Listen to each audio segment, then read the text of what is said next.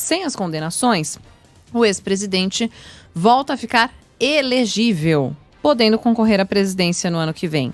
Em nota, os advogados do petista afirmaram se tratar de mais uma decisão da Suprema Corte que restabelece a segurança jurídica e credibilidade do sistema de justiça do nosso país.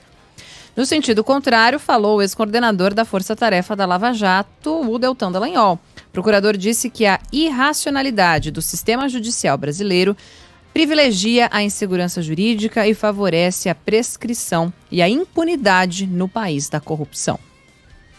Débora, desculpe, tive que dar uma gargalhada aqui, porque a defesa do Lula falar que restabelece a segurança jurídica do país quando uma decisão monocrática de um ministro do Supremo Tribunal Federal anula condenações em tribunais de várias instâncias depois de mais de 4 anos de investigação e ela precisa ser referendada pelo plenário do Supremo. Isso, obviamente, é um assinte, é um achincalho, é um deboche com a população brasileira, principalmente quando tem ministros indicados pelo réu votando a favor do réu. Quer dizer, é conversa para boi dormir, mas tá cheio de boi dormindo aí e que acredita em toda essa alegação, em toda essa abobrinha. Nenhuma decisão do Supremo Tribunal Federal, com os interesses lá de Dias Toffoli, Ricardo Lewandowski e Carmen Lúcia, indicados pelo Lula, com os interesses do Gilmar Mendes, que tem aliviado a barra dos tucanos e vai precisar de reforço se chegar caso de outros tucanos para julgar lá no Supremo Tribunal Federal. Nada disso vai anular os crimes que foram cometidos.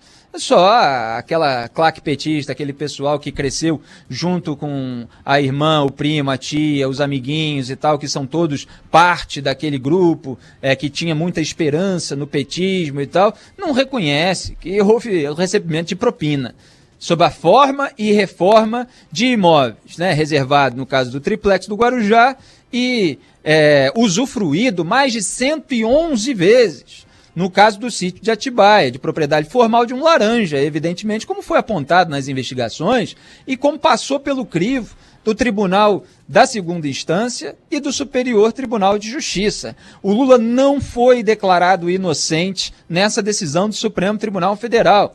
Eles simplesmente entenderam, por meio de um mecanismo que eles encontraram para atrasar todos os processos, que deveria ter iniciado o processo na Justiça de Brasília e não na Justiça de Curitiba, que é sempre o que acontece com as operações no Brasil quando atingem poderosos, seja da política, seja do empresariado. Vamos ver qual é a alegada irregularidade que a gente pode apontar aqui para melar esse negócio.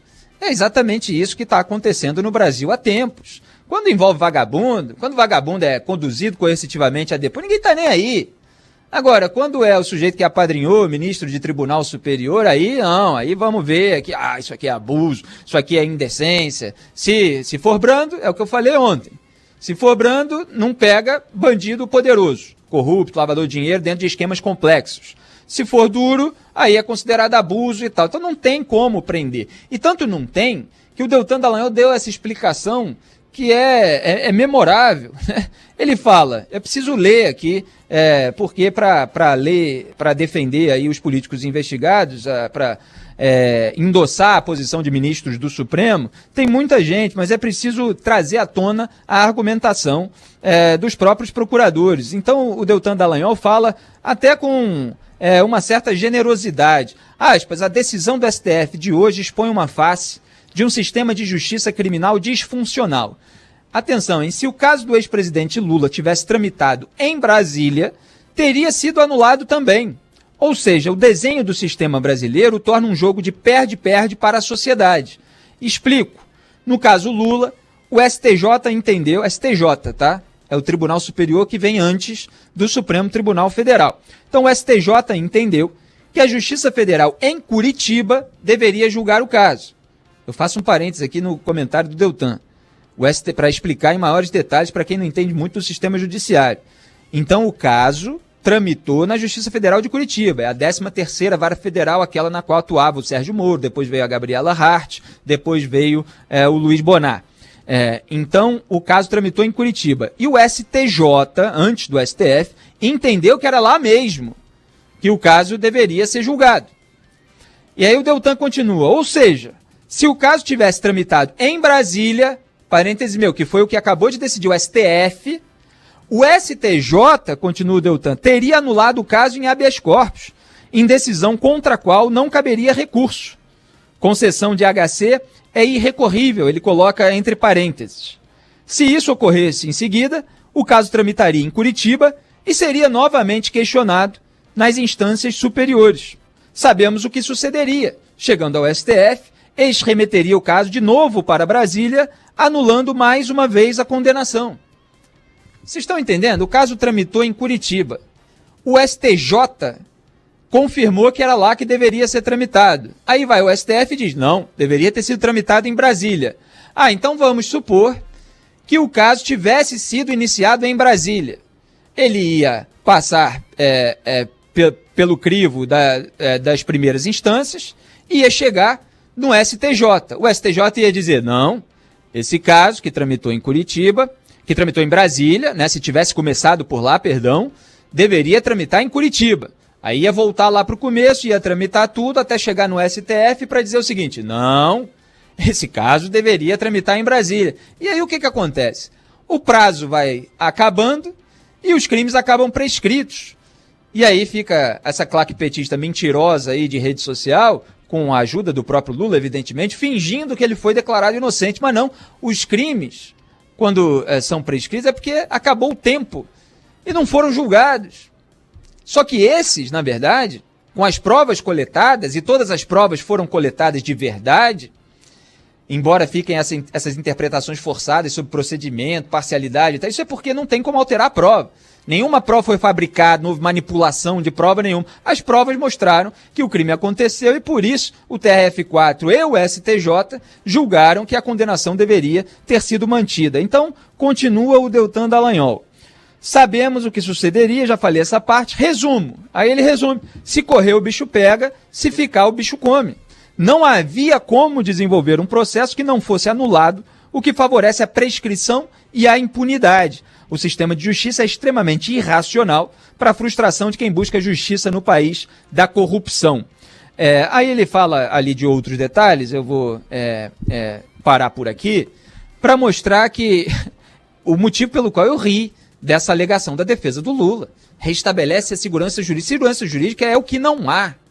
E é o que fica provado, mais uma vez, com essa sucessão de decisões no Supremo Tribunal Federal. O Gilmar Mendes, junto com o Ricardo Lewandowski, já estavam tomando decisões similares em outros processos, porque sabiam que aquilo ali acabaria resultando também numa decisão favorável ao Lula.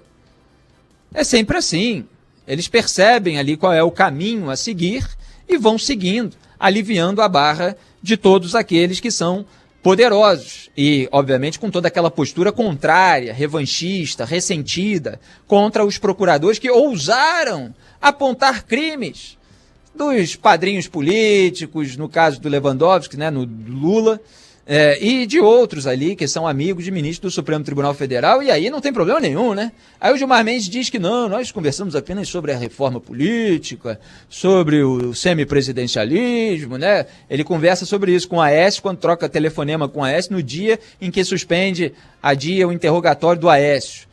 É isso que ele conversa com a Aloysio Nunes antes de dar uma decisão favorável ao Paulo Preto. É isso que ele conversa com José Serra, que está denunciado pela Justiça, pela Lava Jato de São Paulo.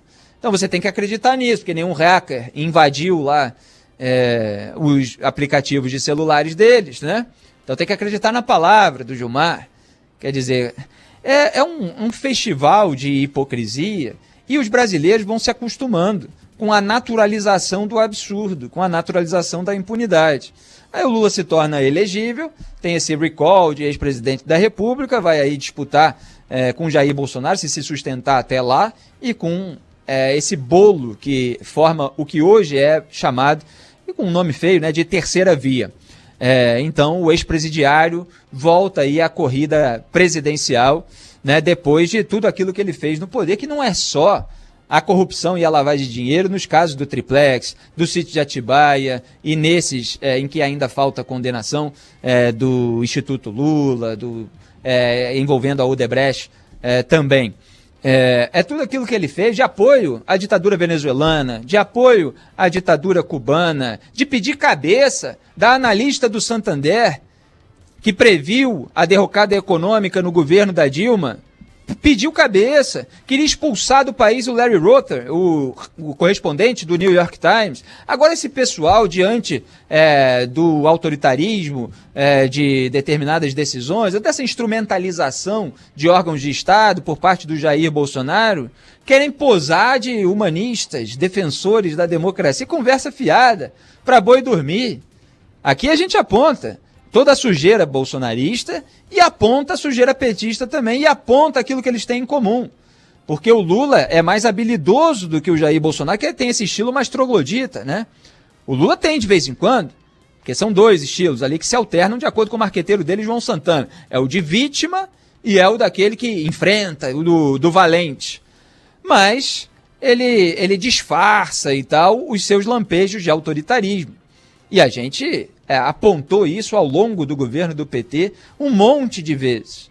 Então agora esse pessoal, não, mas o Bolsonaro defende a ditadura. É terrível defender a ditadura militar no Brasil e é terrível defender a ditadura cubana. É terrível defender a ditadura venezuelana. Não é para defender nenhuma ditadura. Estão todos errados, né? E a população brasileira precisa entender isso. E é claro que há um caminho aí alternativo, sem ainda uma liderança que se coloque de uma maneira carismática, com apelo nacional, para absorver essa rejeição ao bolsonarismo e ao lulismo. Então o resultado ontem, voltando aqui ao Supremo Tribunal Federal, foi aquele que foi esperado, era aquele que eu antecipei ontem, que era a tendência de que iria acontecer. A dúvida era a respeito da suspeição do Sérgio Moro. E isso ficou para ser votado na semana que vem. Então, há ainda uma dúvida em relação a como o caso do Lula vai tramitar na Justiça Federal de Brasília e qual é a repercussão que esse caso vai ter para outros processos envolvendo o próprio Lula e outros processos da Lava Jato contra terceiros, mas que tiveram ali o envolvimento do ex-juiz Sérgio Moro. Então, ainda no plenário pode surgir faísca, ruído, atrito, em razão de ministros votarem contra aquilo que acabou decidido na segunda turma pela suspeição de Sérgio Moro. Vamos aguardar para ver exatamente o que vai acontecer. A 13ª Vara foi considerada não competente para julgar o caso do Lula, mas o Sérgio Moro foi considerado suspeito. Quer dizer, é um paradoxo. Ele não podia ter julgado, mas foi considerado suspeito por julgar. O plenário do STF vai avaliar esse ponto. Quer dizer, pode uma vara ser considerada incompetente ao mesmo tempo que o seu juiz ser considerado suspeito? Tudo isso pode causar divergências no plenário.